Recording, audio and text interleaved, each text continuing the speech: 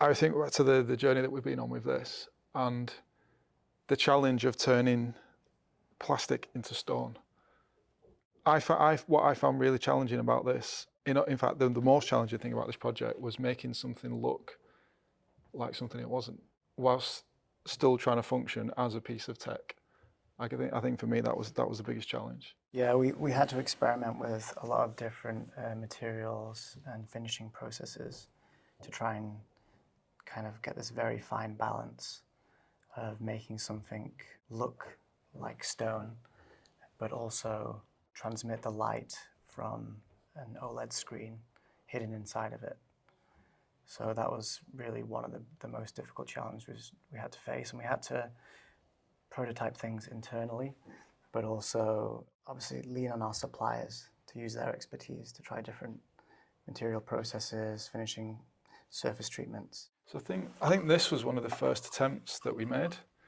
So this was made internally, SLA, printed clear, and then we hydro dipped that after spray painting it. So you can see right there some of the limitations of doing things in-house, where the SLA quality is not great. It was quite difficult to get the hydro dipping correct in terms of activating the hydro dip film and getting it to adhere properly to the SLA part. So yeah, it started from internal SLAs and internal FDM prints, and it turned into using external suppliers to use different processes such as PVD, physical vapor deposition, to actually coat the plastic with a very thin layer of metal, with the aim of that to try and transmit and reflect away light. I remember getting to this stage in the project where we had outsourced some of the SLAs. We had, is that PVD on the inside actually? Or spray paint? No, that's when we were trying spray paint. That's spray paint. I mean, I don't know whether you can see from the video, but there is a small window on the inside of here.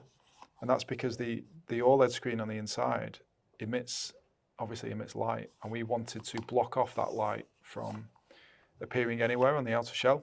So that's why there is I think it's probably a 3 or 4 stage, well, it's a 4-stage process to actually get the effect that we see in the final product. Coatings on the inside, coatings on the outside, but that results in this kind of, this beautiful object that you would not associate with being a piece of technology. I remember the first time we showed the client this, and this was one of those moments as a designer where you have to completely back yourself to go on and achieve what you've just shown, because the client fell in love with that straight away.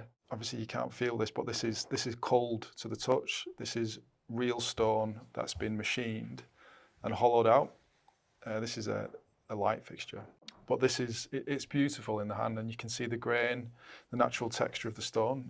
It's really lovely. And that's what we wanted to carry through to the final product. And we're actually working on a genuine stone version, which will be sold as a more premium version later down the line. But yeah, I remember that moment and thinking, walking away from the presentation, oh God, we've got to do that now.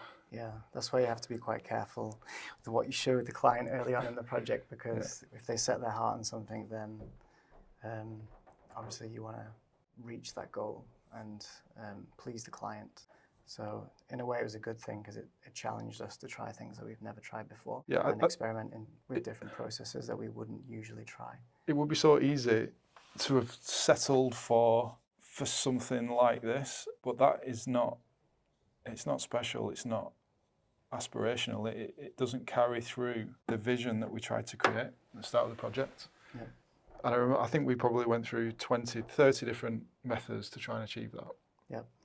And it was finding the right third-party factory that was willing to really back us because they believed in the product. That's where it all came together. Yeah. And I think without their support, we wouldn't have achieved it.